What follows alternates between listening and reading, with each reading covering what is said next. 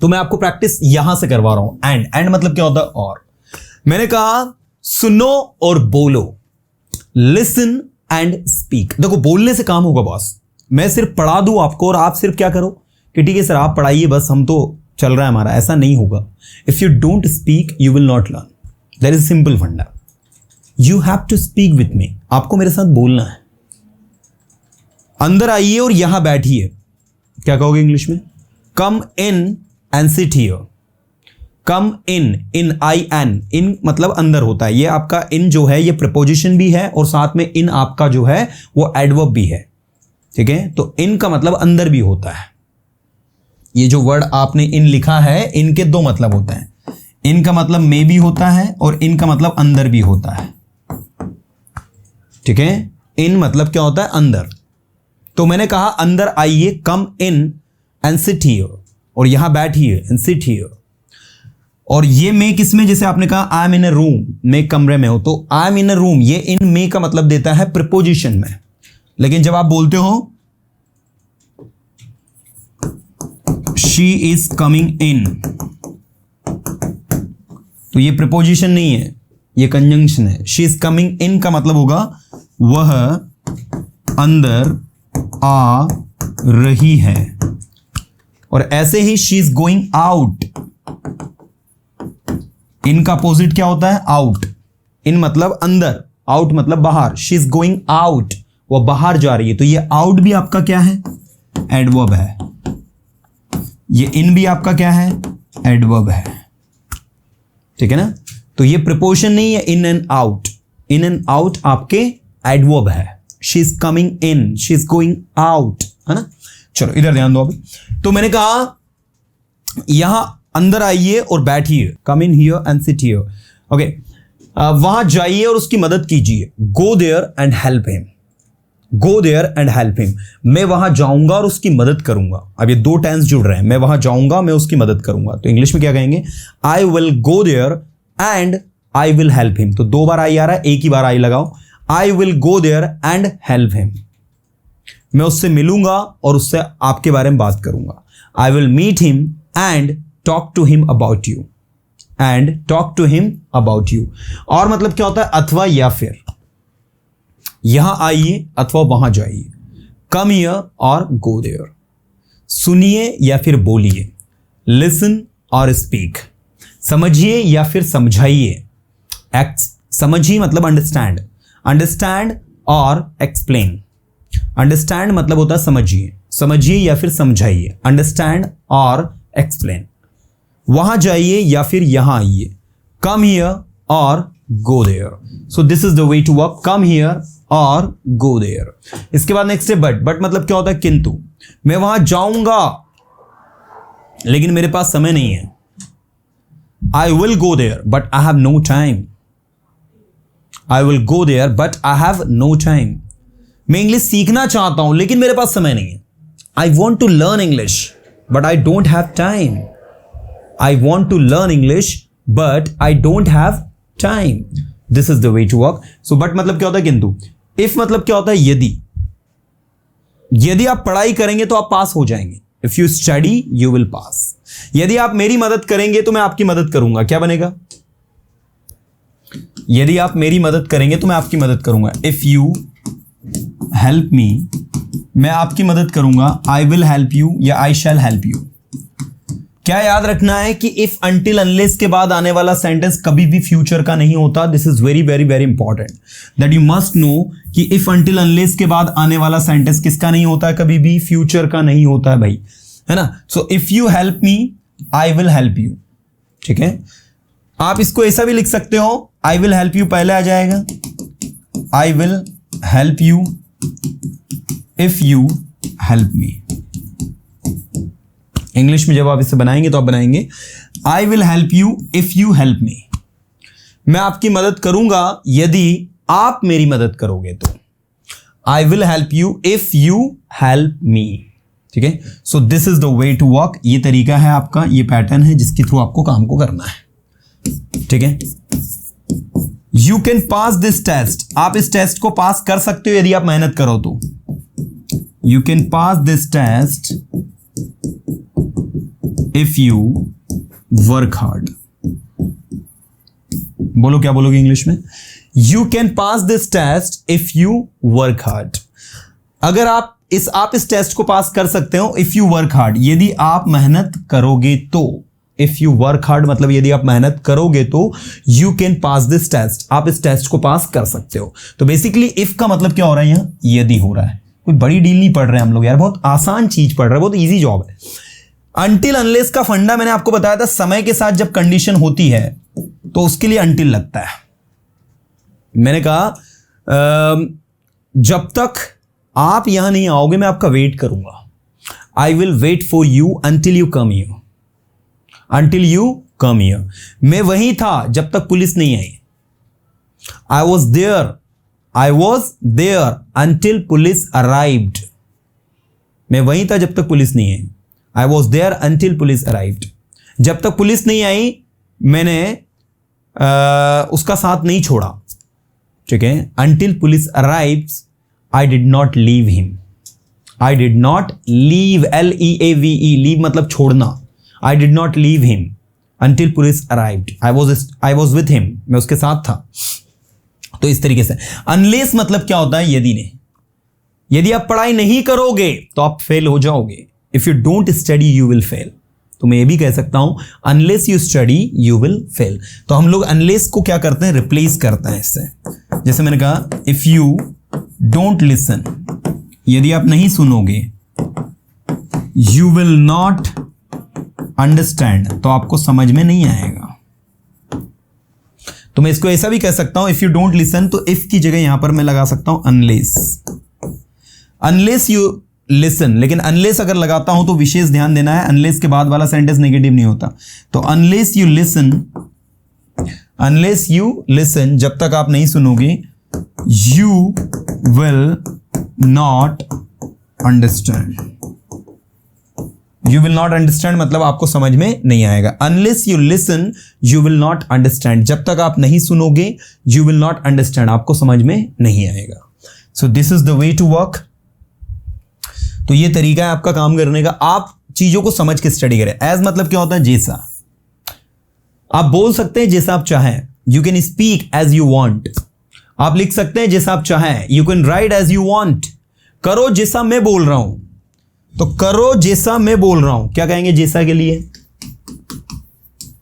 Do as I am saying, do as I am saying, करो जैसा मैं बोल रहा हूं। तो एज मतलब क्या हो गया? जैसा। मैं नहीं कर सकता जैसा आप बोल रहे हैं। I can't do as you are saying, as you are saying.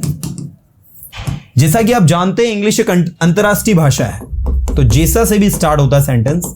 As you know, अंग्रेजी एक अंतरराष्ट्रीय भाषा है। English is an international language. एक बार बोल कर दिखा रहा हूं, जो भी सेंटेंस हम लिखे ना, try to speak it twice and thrice. उसको एक या दो बार है ना बोलने की आदत में लिख रहा हूं। जब आप एक दो बार बोलोगे तो वो आप यूज्ड टू होगे। अदरवाइज मतलब क्या होता है? वरना। पढ़ाई करो वरना आप फेल हो जाओगे। Study otherwise you will fail. मैं उसकी मदद कर रहा हूं इसलिए वो मेरी मदद कर रहा है। I am helping him that's why he is helping me. तो ये बहुत सरल चीजें हैं। मैं वहां जाऊंगा क्योंकि मुझे कुछ काम है। I will go there because I have some work, so that's very easy. आपको बोलने से पहले, सॉरी, आपके जाने से पहले मैं वहां चला जाऊंगा। आपके जाने से पहले मैं वहां चला जाऊंगा। तो आपके जाने से पहले मतलब before you go, I will go there, I will go there. ठीक है, before you go I will go there. आपके जाने के पहले मैं वहां चला जाऊंगा। ठीक है, before you go I will go there. या फिर आप इसको ऐसा भी लिख सकते हैं, I will go there before you go. ठीक है, I will go there before you go का मतलब क्या होता है बताइए? आई विल गो देयर, मैं वहां जाऊंगा, बिफोर यू गो, आपके वहां जाने से पहले। सो this is actually before you go. Before you गो मतलब आपके वहां जाने से पहले। सो ये बिफोर आपका इस तरीके से वर्क करता है। इसके बाद नेक्स्ट है आपका बिफोर हो गया। आफ्टर भी ऐसे ही वर्क करता है। मैं आपके जाने के बाद जाऊंगा, आई will go after you go. और बिफोर और आफ्टर का पास्ट वाला कॉन्सेप्ट भी आपको याद हो तो मैंने बताया था। मैंने क्या बताया था? मेरे कॉल करने के पहले वो खाना खा चुका था, तो क्या कहेंगे हम? पास्ट का बनेगा पहला sentence, he had eaten food before I called him, before I called him. तो आप देख सकते हैं बिफोर के बाद क्या लगाया हमने, आई कॉल्ड हिम। तो आप मान लीजिए आपके किसी फ्रेंड को अपने घर पर डिनर के लिए इनवाइट कर रहे हैं और आपने उसको डिनर के लिए इनवाइट किया, बट आपने किया उससे पहले उसने खाना खा लिया, तो आप क्या कहोगे, he had eaten food, he had taken dinner before I called him. He had eaten food, he had taken dinner before I called him. The patient had died before the ambulance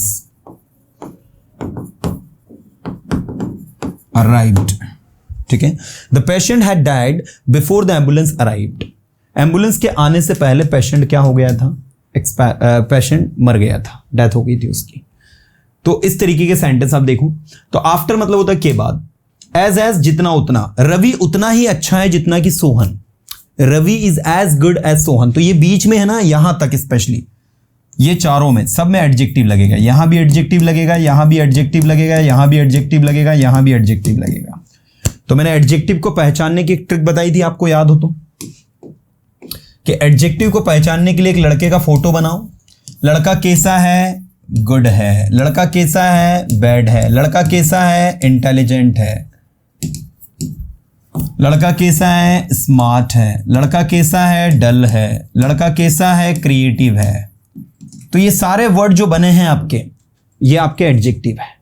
तो creative को ले लो, मैंने कहा रोहन उतना ही creative है जितना कि सोहन, तो Rohan is as creative as Sohan. फिर आपने कहा रोहन उतना क्रिएटिव नहीं है, तो इसको नेगेटिव में लगाते हैं, Rohan is not so creative as Sohan. मैंने कहा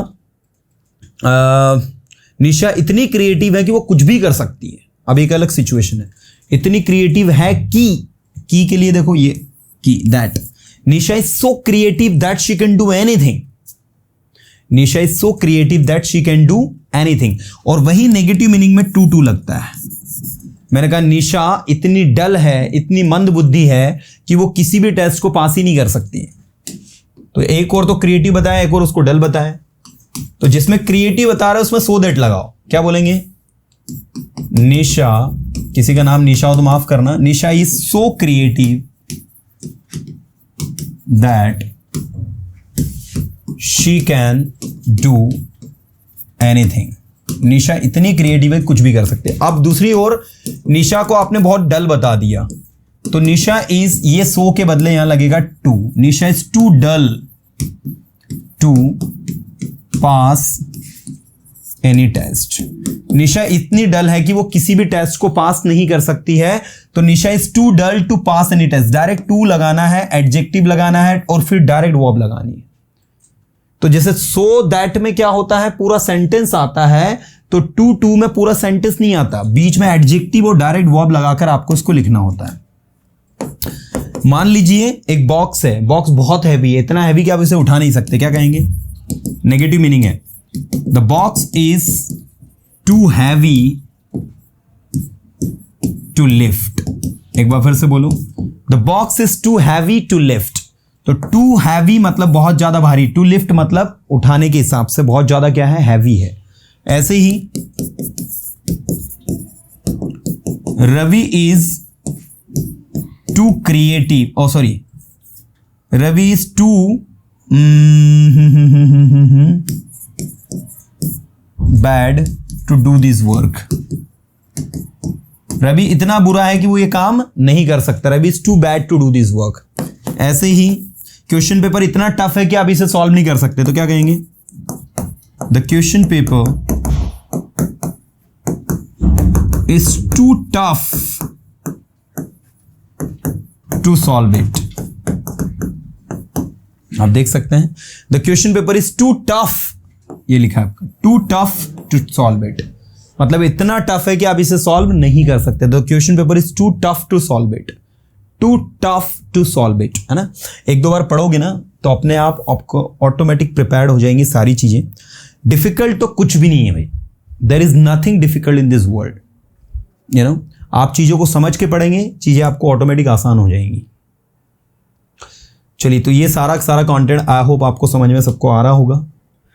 if until unless otherwise so that, ये जितना उतना हो गया, ये भी हो गया, टू हो गया। सच दैट, अब बताता हूं मैं, सच दैट में नाउन लगता है बीच में, ये कल आपको बता रहा था मैं। देखो निशा एक ऐसी लड़की है, निशा एक ऐसी लड़की है जो इस बारे में सब कुछ जानती है। Nisha is such a girl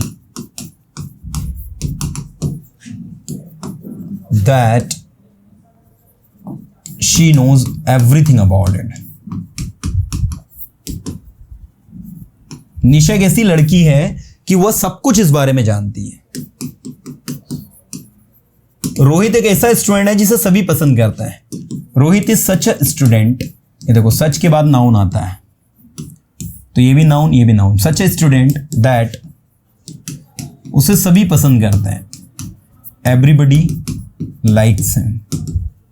कोई आपसे पूछे कि सो दैट और सच दैट में क्या अंतर है, तो उनको बताना कि सो दैट के बीच में एडजेक्टिव लगता है और सच दैट के बीच में नाउन लगता है, कोई बहुत बड़ा डिफरेंस नहीं है। ये एक ऐसा क्वेश्चन पेपर है जिसे हर कोई सॉल्व कर सकता है। This is such a question paper that कोई भी इसे सॉल्व कर सकता है। Anybody can solve it. अंग्रेजी एक ऐसी भाषा है जिसे कोई भी बोल सकता है। English is such a language that कोई भी इसे बोल सकता है। Anyone can speak it. तो सच दैट कोई बहुत बड़ी डील नहीं है, it's very easy job. English भी लिख लो उसका, हिंदी भी। अंग्रेजी एक ऐसी भाषा है, तो देखो लैंग्वेज क्या हो गया, नाउन हो गया, इसलिए सच दैट के बाद याद रखना नाउन आता है हमेशा। English is such a language, अंग्रेजी एक ऐसी भाषा है जिसे हर कोई या कोई भी, हर कोई भी लिख सकता है, कोई भी बोल सकता है, ठीक है ना। This is the thing. तो ये था आप लोगों का सच दैट। अब बात करते हैं आइदर और नाइदर नॉर की। तो आइदर और नाइदर नॉर को समझने के लिए आपको यहां पर थोड़ा सा दिमाग खर्च करना होगा सभी को। देखिए ये जो है आइदर और, आइदर डेस डेस डेस और, ये तीन चीजों को जोड़ते हैं। सब्जेक्ट को भी जोड़ते हैं, वर्ब को भी जोड़ते हैं और ऑब्जेक्ट को भी जोड़ते हैं। सब्जेक्ट को कैसे, जैसे मैंने कहा या तो रवि या फिर सोहन वहां जाएंगे, या तो रवि या फिर सोहन वहां जाएंगे। तो रवि और सोहन में से कोई एक वहां जाएगा, तो आप क्या कहोगे, आइदर रवि और सोहन विल गो देयर। ये सब्जेक्ट के साथ लगा, आप देख सकते हैं यहां रवि भी सब्जेक्ट है, सोहन भी सब्जेक्ट है, तो ये सब्जेक्ट वाला हो गया। वर्ब वाला देखना, तुम या तो क्रिकेट खेलते हो या फिर टीवी देखते हो, दो ही तो काम आते हैं तुमको, या तो क्रिकेट खेलते हो टीवी देखते हो, तो यहां वर्ब के साथ लगा है। यू आइदर प्ले क्रिकेट और वॉच टीवी, यहां पर ये हमने वर्ब के साथ लगाया है। मैं लिख देता हूं, ये सब्जेक्ट के साथ में है, ये वर्ब के साथ में। अब एक तीसरा लिखूंगा मैं जो होगा ऑब्जेक्ट के साथ में। तुम या तो क्रिकेट खेलते हो या फिर हॉकी। अब ये यहां पर क्रिकेट और हॉकी दोनों की बात हो रही है, तो ये ऑब्जेक्ट वाला मैटर है। इसका इंग्लिश बनेगा यू प्ले आइदर क्रिकेट और हॉकी। क्या बोलेंगे इंग्लिश में, यू प्ले आइदर क्रिकेट और हॉकी। यू प्ले मतलब आप खेलते हो, आइदर क्रिकेट या तो क्रिकेट या फिर हॉकी, है ना। सो आप देख सकते हैं ये सब्जेक्ट, ये वर्ब और ये आपका ऑब्जेक्ट। तो अब मुझे बताइए आप कि क्या आपको आइदर और समझ में आ रहा है। आइदर और कोई वो चीज नहीं है जो बहुत टफ हो, इसको सब्जेक्ट वर्ब और ऑब्जेक्ट तीनों के साथ लगाते हैं। और भैया अगर आपको आइदर और समझ में आ गया ना तो नाइदर नॉर ऑटोमेटिक समझ में आ जाएगा, क्योंकि जहां आप देख सकते हैं आइदर की जगह ए नाइदर हो गया, नाइदर नॉर, ठीक है। आइदर और नाइदर नॉर दोनों सिचुएशन है आपकी। मैंने कहा या तो रवि या फिर सोहन वहां जाएंगे, है ना। सो ना तो रवि ना ही सोहन वहां जाएंगे, तो ना तो के लिए यहां एन लग जाएगा, नाइदर रवि नॉर सोहन। तुम ना तो क्रिकेट खेलते हो ना ही टीवी देखते हो, यू नाइदर, यहां neither play cricket nor watch TV, यहां एन लग जाएगा। तुम या तो क्रिकेट खेलते हो या फिर हॉकी, तुम ना तो क्रिकेट खेलते हो ना ही hockey, you play neither cricket nor hockey, तो नेगेटिव के लिए, ठीक है। तो आइदर और neither nor they are very easy to understand, इनको समझना कोई बहुत बड़ी डील है नहीं। चलिए, तो अगर आपको आइदर और समझ में आ जाता है तो आई गारंटी आपको नाइदर नॉर ऑटोमेटिक समझ में आ जाएगा। और अगर ये दोनों समझ में आ जाते हैं तो आपको ये बहुत इजी लगेगा, नॉट ओनली बट ऑल्सो, क्योंकि ये जैसे सब्जेक्ट के साथ लगा, वर्ब के साथ लगा और ऑब्जेक्ट के साथ लगा, ये दोनों, ऐसे ये भी जो है सब्जेक्ट के साथ भी लगता है, वर्ब के साथ भी लगता है और ऑब्जेक्ट के साथ। पहले सब्जेक्ट के साथ देखो, मैंने कहा not only Ravi but also Sohan will go there. क्या बोलेंगे इंग्लिश में? रवि ही नहीं बल्कि सोहन भी वहां जाएगा, तो यहां सब्जेक्ट में लगा है। दूसरा देखना, Ravi not only plays cricket but also watches TV. Ravi cricket ही नहीं खेलता बल्कि टीवी भी देखता है। और सी देखो, Ravi plays not only cricket but also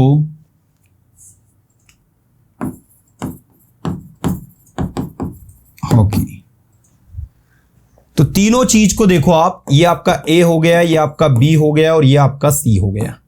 तो ए, बी और सी तीनों को अगर आप ध्यान से देखेंगे तो यू विल फाइंड कि चीजें बहुत ज्यादा इजी हैं, आसान है।